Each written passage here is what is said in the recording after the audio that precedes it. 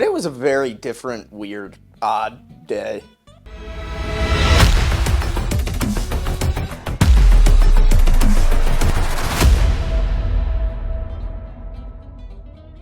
Hello everybody, welcome to another episode of Forever Unlikely Presents Ian Talks. Or Ian Talks presented by Forever Unlikely, I don't think it really matters. But I'm looking at the timeline of my camera and how long I've actually been rolling, and it's been 11 minutes, meaning I've sat here in this chair for 11 minutes contemplating what subject I actually wanted to talk about today. Because we're trying to make Ian Talks more of like a pop culture media news thing where I talk about movies and comics and music and TV shows and things really that interest me, which are most of those things. But then I kind of thought that that was the original concept of Ian Talks in the first place, were things that I felt were important to talk about that I found interesting. In this last weekend, watching Jordan Love get hurt and the Jets sucking and the Bengals losing, I didn't think that any of my sports teams could possibly be worse that I follow. And then Manchester United went ahead and lost their game and then fired Erik ten Hag. And that was the news that I woke up to this morning. And while I contemplated many different things I could have talked about for this episode, I could have talked about all of Tom Holland's news when it comes to Spider-Man, because that seems to be moving in the positive direction. But I feel like that's probably old news at this point. Jacob threw an idea to me to do a video called Why I Think Astroworld is Perfect. And I do really like Astroworld, and I think that that's something that I could talk about. And also, I want to bring up the Tyler, the Creator thing. I think that that's something that I could bring up in the future. However, what I wanted to talk about today was Manchester United. Premier League soccer isn't something that I bring up a lot on the channel, whether it's on Forever Talking, which is mostly our sports-related podcast. We don't talk about it on Slap 6, of course, that's hockey.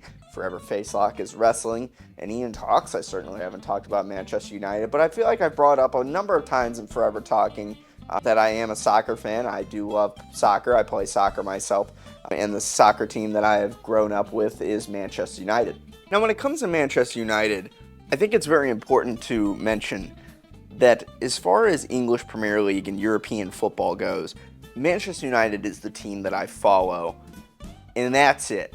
I don't know the ins and outs of every team in the league. I don't know what's going on with every team. I watch Manchester United games.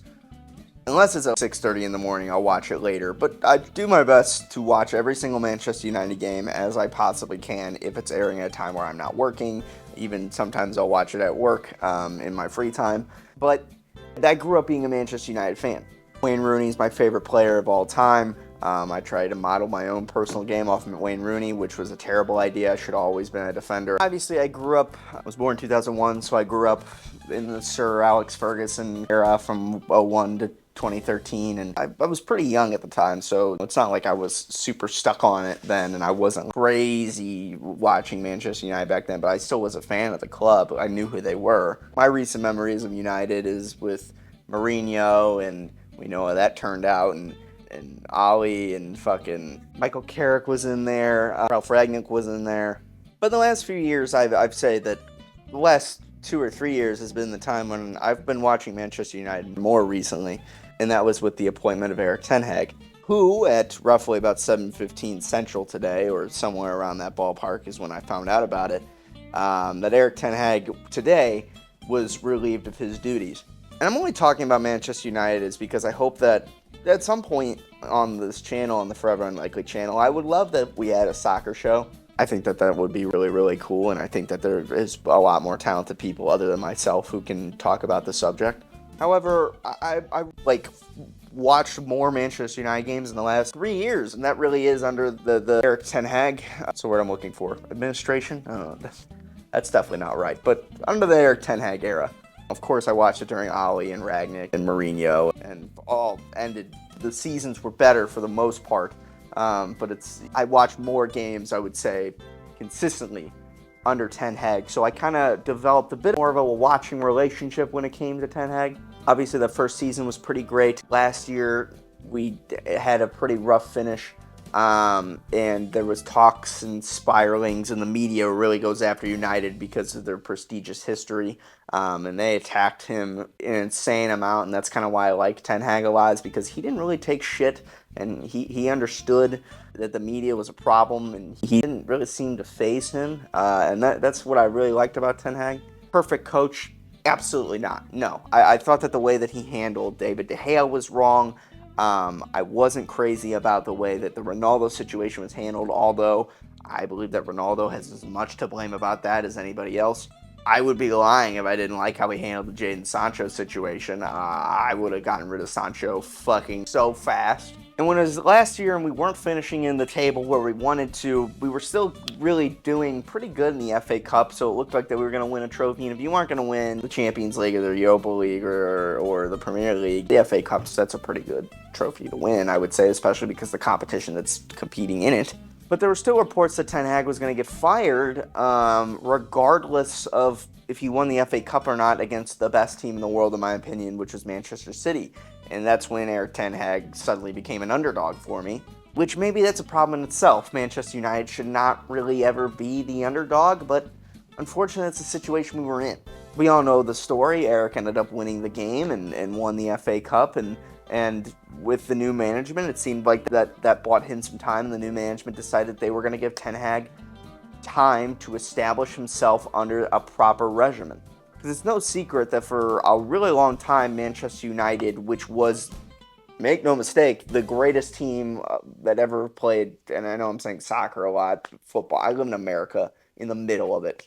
Fuck off. Football, soccer, English football, whatever. I don't care. It's obviously not been going well for really most of my teenage and adult life, and it's just not been good enough, and I think we know that. And the Glazers, obviously the Americans, my bad, came in and fucked that up beyond repair. But when Ineos came in, it seemed like, hey, they're doing some really cool things. Going to get Dan Ashworth, appointing Omar Barada as CEO.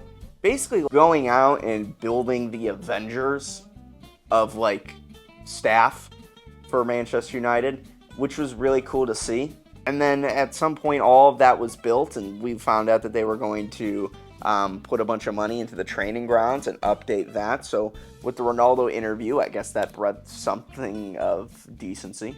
They're talking about either building a new Old Trafford or remodeling the one that I guess I don't live in Manchester. I would love to attend a Manchester United game. That's my dream one day. But building Old Trafford, and I hope they don't build a new stadium. I hope that they remodel the one that is there now, because it has important sentimentality to the people of Manchester and the fans of that club. And I think it would be a shame if they, God forbid, I don't think they're going to tear it down. I think if they did build a new one and move to the new one, I think that stadium would be used for training and the 18 unders and maybe the females, and probably not the females. I think the females would go to the big one, but other sporting events.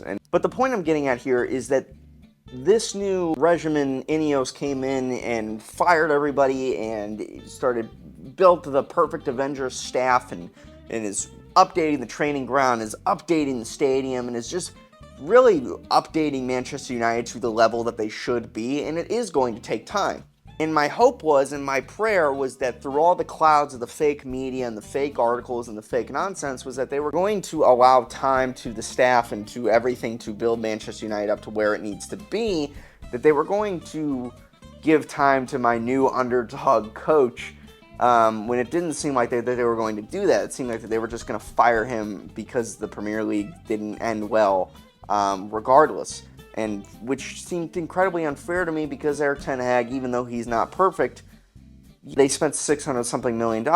He had to work under the Glazers. He didn't fucking tell them to go spend $70 million on Antony. But if Ineos wanted to fire Erik Ten Hag and wanted to bring in their own coach, so they had their own staff and their own establishment with their own coach, you can't fault them for that either. However, if there's one thing that Erik Ten Hag did do before that, was he did bring us the trophies. He does have a pretty decent winning, to me, he did get rid of Jadon Sancho. He did get rid of some of the bad players that we didn't need. And yes, I guess he did bring in Onana, who's playing great right now, and he did bring in Antony, who, we're not getting our bang for buck with that one, but Antony would have been a lot better if it wasn't for all that stuff that he ran into. Ultimately, I just wanted Erik Ten Hag to have a chance, and after the incredibly slow start to the season, We haven't won in a while. It's not looking great. We're in 14th in the table. At this point, I can't really blame Ineos' decision for canning Erik ten Hag. I don't think that that's surprising anymore, right? It's sad to see, but you can't fire players. And the game that got him killed was, I think it was West Ham that we just played, where fucking Dow misses an open goal and we conceded a penalty, and it was just, we played like dog shit, and I don't really think that that's all on him. He didn't miss the wide open fucking net, and it sucks to see, but at some point, I do understand their decision that they have to can him at some point. You can't allow that to go on, and I get it, and they gave him a lot of time, and they spent a lot of money in the offseason bringing in players, and bringing in really good players for a cheaper price than Glazers would have paid for, by the way, are playing pretty well as of now. I understand it. I get it where they're coming from. It's just sad to see, because I did like a lot of the things that Erik ten Hag brought to the table, and who knows if you could have, you would have got another transfer window under him, or you would have waited a little longer, maybe he would have turned around. But unfortunately, whenever you have a club of the magnitude of Manchester United, you can't afford to wait that long. I'm just grateful that they gave him the time that they did. And I know he didn't fucking miss the goals. It's not his fault. But I hope that Erik ten Hag goes on and he wins a whole bunch of games, because he did do really great things for us. He did win the trophies. He did develop fantastic players like Kobe Mainoo, Garnacho, even though he doesn't really use them that much. He did set us up with Onana, who I do think is going to be a really good keeper for us over the course of the next 10 years, even though he had an incredibly slow start, and is probably the reason why we're out of the Champions League, if we're being fair. He did bring in Lisandro Martinez, who is my favorite player on Manchester United right now. And who knows? I hope as Rasmus Højlund turns into someone special, and do put a lot of money and bank and stock in him, because I'm a big fan of his play. And I do think he's getting better. But I think that the young talent that Erik ten Hag developed, I think we owe him a lot for that. And the good news is Ineos are professional enough to have already started planning a new manager to come in for Manchester United. Now Ruud van Nistelrooy is the interim head coach. My fear is that they were just going to appoint Ruud as the new head coach, and then we were going to fire him in 2 years and have the same fucking conversations that we had about Ali and Carrick, and thank God that's not happening. It seems like that they're going to bring in Sporting Portugal manager Ruben Amorim, which is not a bad choice. It seems like that they kind of lined him up or were, pretty close to having him done, just in case the Erik ten Hag thing didn't work out. And why I'm kind of excited about the Amorim deal is because he brought Sporting to their first league title in the first 19 years. I don't know if that sounds familiar to you or not. He's a young coach. He's 39 years old, and bringing in some young talent to grow and develop with the team to build that culture, that's always a good thing. You need to be a really good coach, because that's your job, is to build the culture of your team. The culture reflects what you put out there. It's kind of the same reason why New York Jets suck right now. They have a team of unbelievable weaponry in a room. However, if you don't have the coach to make that culture, you're just a bunch of really talented players. You're not really a team. From what I've read, he does a very good job at implying or putting forth injury prevention regimens in his training and in his games, which injuries has been a fucking nightmare at Manchester United. So I think that Omar Barada is very happy with that, which is, from what I'm hearing, this is an Omar Barada thing. Amorim plays a 3-4-3, which who knows if that's going to work in the Manchester United Premier League level, but there's something about a Martinez, De Ligt, Lenny Yoro back three, which kind of gets me a little interested. I just don't know if that's going to work in the Premier League, but we'll see. So out of all the coaches, I'm on Amorim. I don't want Southgate. I guess Xavi's in there, but no. Don't want Graham Potter. Thomas Tuchel's not available anymore. So when it comes to Amorim, with his youth and his strategy and his injury prevention and his experience, at least at Sporting, I think that this is a pretty good choice for managers. His English is really, really good. He is also very good at developing young players, which is something that Erik ten Hag excelled in. So there's some really good things with this coach that I'm very excited about, that I think will be very good for Manchester United. However, I'm not going to get my hopes up just yet, because I don't want us to fall in this trap where we get excited about a coach, we bring him in, and then 2 years we're going to be talking about firing him. It's the same reason why I backed Erik ten Hag to the very end, and I didn't want to fire him. I guess the time had to come eventually, but I didn't want to fire him because it's like, we do this all the fucking time. Bringing a coach who's very good, ends up sucking for United, out the door. Who knows? However, this is Ineos' guy, who has been vetted very thoroughly by them. They seem to be very aware of the issue. Jim Ratcliffe spoke about in interviews where they fire coaches all the fucking time. I think that's why they ended up giving Erik ten Hag as much time as they did. I don't know if Ruben Amorim's going to come in here and just be a world beater immediately. I don't know if that's going to be the case. I think you're going to have to give him time. But the interesting thing is that for the first time, this is a guy who was vetted and picked out by this establishment, which, for Ineos' credit, I do trust the team that they put together. Not on the field just yet. There's still some transfer windows they need to come to replace some of the bad apples. But the back staff, with the CEO and sporting directors and everything that's there, they're doing a very, very good job. But it's just such a depressing day. And I know a lot of people are like stoked that Ten Hag's gone. I'm aware of that. Most sport team fans can't fathom giving any coach time at all before firing them or cutting a player or whatever it is. If they have a bad game, they immediately suck. This, that, and third.